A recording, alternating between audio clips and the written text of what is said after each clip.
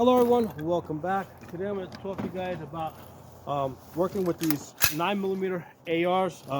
I find that they're a great benefit for training because you can shoot steel targets up close in a way that you cannot do with an AR-15 that shoots 223, 5.56, okay? Because usually with the AR-15s, I'm shooting at steel rims that are at least 30 yards away, or I'm shooting at paper targets, usually at a much greater distance. Trying to get, testing my accuracy, trying to improve my groups.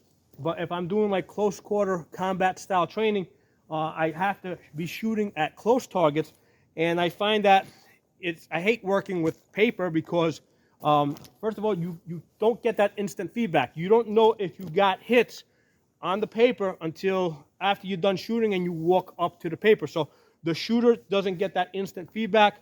The instructor doesn't get that instant feedback.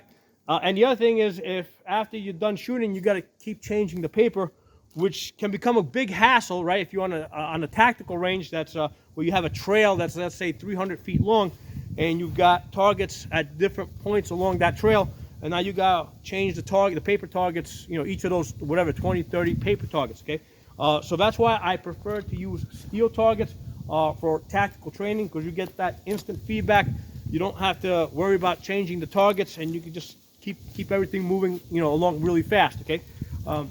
Now there is an issue with the 9mm rifles because they do not have that last round bolt hold open, okay?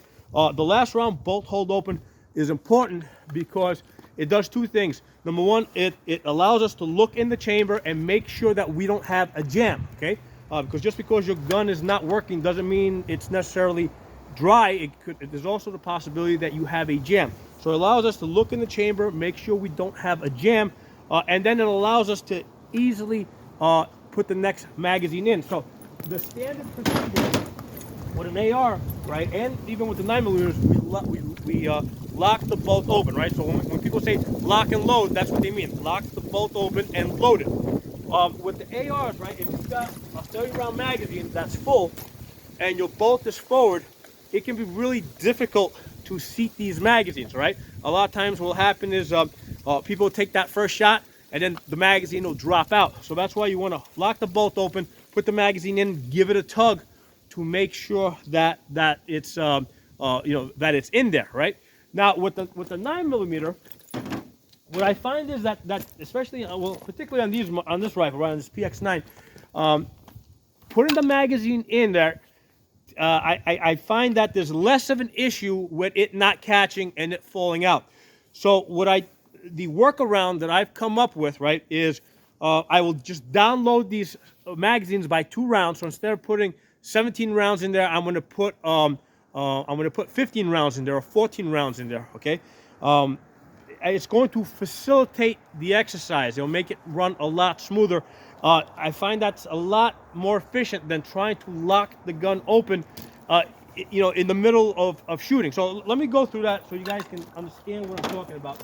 Right, so I have here my AR, right? So I normally find it in this position here. The starting point is with the AR-15, we're gonna lock it open, put the safety on, right? Right, so now we're shooting 223 here, right? There's a standard AR magazine. Put the magazine in, tug it, make sure it's in there. I'm gonna run my charging handle. The reason why I typically run the charging handle is because when you run the charging handle, it pulls the bolt back a 1/4 inch, versus if you hit the bolt release, it just goes forward from that position. And what I have found is on some ARs, if you use the bolt release, it can cause a jam. On those same ARs, I noticed that when I use the charging handle, where you're pulling the bolt back another 1/4 inch, and it has a little bit more room to travel, I noticed that those same ARs don't jam up, okay?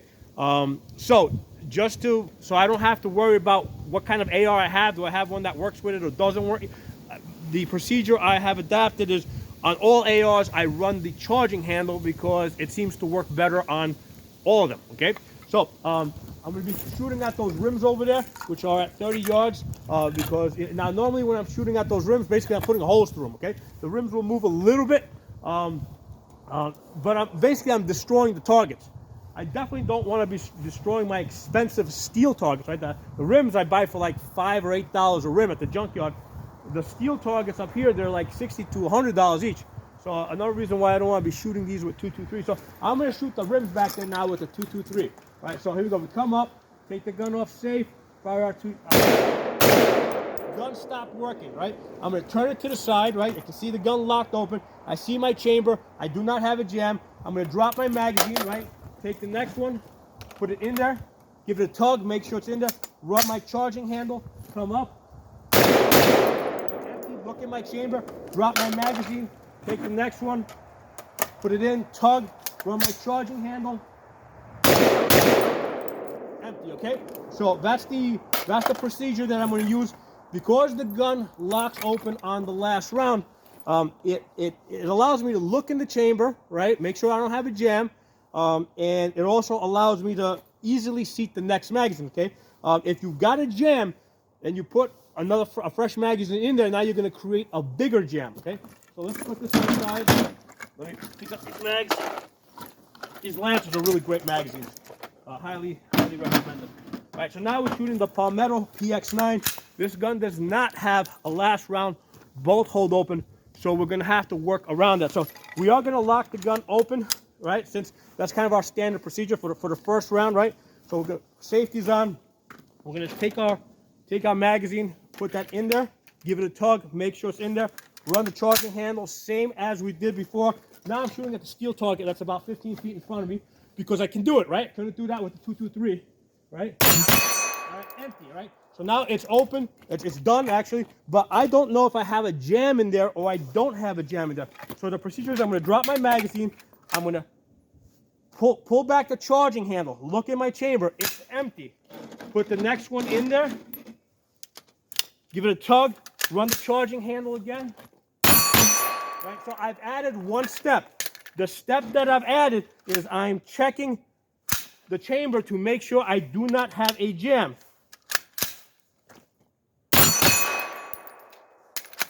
Right, so I've added one step, and these 9mm magazines, they seem to feed pretty well, you know, without locking it open. So since it's not an issue, I don't worry about it so much. Okay, right. Check the chamber, there's nothing in there. So I have found that that's the most efficient way to go through these tactical exercises with the 9mm ARs that do not lock open on the last round. Now, if you load, these are 17-round magazines. I've been downloading these by 2 or 3. So instead of trying to fit 17 rounds in there, I'll put you know, 15 or 14. And with the, you know, by downloading it by 2 or 3, that becomes less of an issue. They normally go in, you know, without much issue. So that's why, I mean, I had to make some compromise, and that's the compromise I've elected to make for the training exercise. Download the magazines by 2 or 3 rounds, and adding that extra step of opening up the chamber, you know, in my magazine change to make sure there's nothing in there. Now with these ETS magazines, you know, because you know, basically they're plastic magazines. The reason why I use them is because they're cheap. They're $10, and that's kind of important because a lot of times if I'm out in the woods doing these tactical drills, I'm dropping these magazines. They get lost, all right? So I don't want to lose like a $30 Glock magazine. I'd rather lose these you know, lose these $10 ETS magazines. So that's an important consideration with my training. You know, it has to be economical, right? So I'd rather be losing cheaper magazines. I'd rather be using cheaper 9mm ammo where I can. You know, so I mean, there's always a trade-off, you know. So, but that's the main thing I wanted to bring out. That's the step that I've added to make sure that I do not have a jam.